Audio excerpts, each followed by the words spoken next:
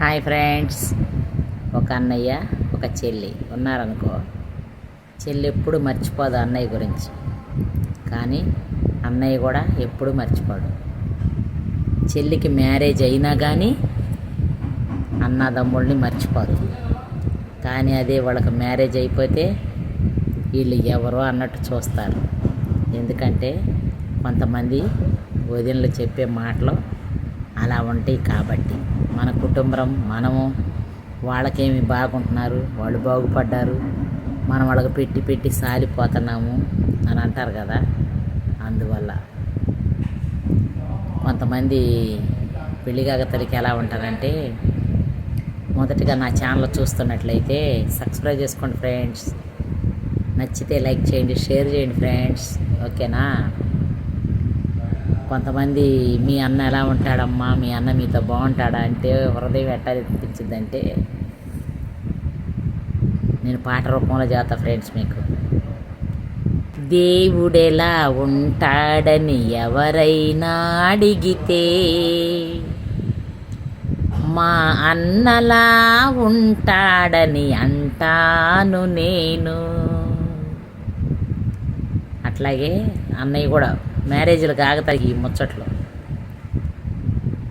అనురాగం ఎలా ఉంటుందని ఎవరైనా అడిగితే మా చెల్లిలా ఉంటుందని చెబుతాను నేను అని అంటాడు అన్నయ్య కూడా. కానీ మ్యారేజ్ అయినాక అవన్నీ తిరగడ మరగళ్ళు అయిపోతాయి. చెల్లికి మ్యారేజ్ అయినా పర్వాలే, అన్నయ్యకి మ్యారేజ్ అయినాకే తిరగళ్ళు మరగళ్ళు అయిపోతాయి.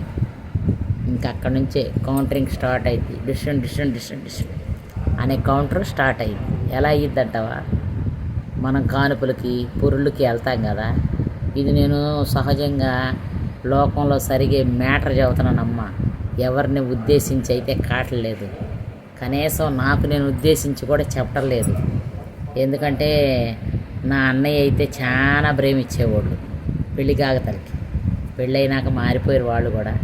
వాళ్ళని ఉద్దేశించి కూడా చూడతలా, ఎందుకంటే ఎవరి కాపురాలు వాళ్ళవి కాబట్టి. కొంతమంది అనుకుంటారు కదా, మా అన్నయ్య ఎందుకు మారిపోయాడో అని, మా చెల్లి ఎందుకు మారిపోయిందో అని అనుకుంటారు. ఎంత ప్రేమ ఉండా కానీ పంచలేరు చెల్లెలకి. ఇప్పుడు వాళ్ళ పిల్లలు వాళ్ళ కుటుంబాలే ఉంటాయి కాబట్టి మనమైతే ఇక ప్రేమిస్తూనే ఉంటాం. లేడీస్ కదా, అన్నల్ని ప్రేమిస్తూనే ఉంటాం. మన అమ్మ నాన్నని, మన అన్నయ్య వాళ్ళని ఎవరు మన హస్బెండ్లు అన్నారనుకో, ఇంకెట్ట గురించి వస్తాం వాళ్ళంక. ఎందుకంటే మా అమ్మని మా అన్నయ్య వాళ్ళని అనే మాత్ర పొడివా నువ్వు అని. అదొక ప్రేమ అంతే, చెప్పలేం కదా. ఆ ప్రేమకి సాటి ఎవరు రారు. మమ్మీ, డాడీ, అన్నయ్య, ఈ ప్రేమలకు సాటి ఎవరు రారు. ఒక వీడియో పోస్ట్ చేశాను నేను. ఈ చెవులు ఈ బాగుండయా, ఎంత అయినాయి అని పక్కన అడిగితే 200 అయినాయి. ఈ చీర బాగుందా? బాగుంది. ఇది కూడా నా మ్యారేజ్ డేకి మా హస్బెండ్ తెచ్చాడు, 300 అయింది. చాలా మంచోడే మీ ఆయన అని దేవా. మంచోడు కాబట్టే కదా మా అన్నయ్య, మా అమ్మ, మా నాన్నోళ్ళు కలిసి 20,000 కట్నం పోసి తెచ్చింది నాకు 92లోనే అని చెప్పా. ఒక వీడియో పోస్ట్ చేశా. కానీ ఎంత 20,000 పోసుకొను, ₹1,00,00,000 ఇచ్చుకోరు కాక. అల్లుడే కదా, కోళ్ళే కదా, కోడలు కూడా అంతే. ₹1,00,00,000 ఇచ్చి కోళ్ళని కొనుక్కోలేమంట. కొంతమంది ₹1,00,00,000 ఇచ్చిన కూతురు కోళ్ళ కాదంటారు. నిజమెంత ఉట్టిదంతా. నాకు కూతురు లేరు కాబట్టి నేను చేస్తున్న ధైర్యంగా. కూతురు ఉండవాడైతే చేయలేరేమో. ఎవరైనా ఒకటేనండి. ఆ కూతురులుగా వచ్చినప్పుడు కూతురు లేని వాళ్ళు ఏం చేస్తారు, చూసుకుంటారు. ఆడపిల్లలు ఉంటే కూడా బాధే. ఏమైనా మాట చెబితే ఈ కోడళ్ళ కాడ బంధాలే ఇక అచ్చం. అందుకే ఈ మధ్య దేవుడు గొప్పవాడే. అచ్చంగిస్తే మగపిల్లలు ఇస్తున్నాడు, అచ్చంగిస్తే అమ్మాయిలను ఇస్తున్నాడు. ఎవరో ఒకడు బాగా కష్టాలు పడాలి అని ఉంటే వాళ్ళకి అమ్మాయిల్ని అబ్బాయిల్ని ఇస్తున్నాడు. ఇంతే. మా అమ్మ అయితే అవేవి చూడలే. మా అమ్మ చనిపోయింది ఫ్రెండ్స్. ఎప్పుడు 2001లోనే చనిపోయింది మా అమ్మ. మా అమ్మకి మేము సుఖాలే తెలుసు, మా అక్కయ్య కష్టాలు తెలుసు, కానీ నా అయితే సుఖాలే తెలుసు. చనిపోయింది. తర్వాత నేను హైదరాబాద్ వచ్చినాక బోల్డ్ కష్టపడ్డాను.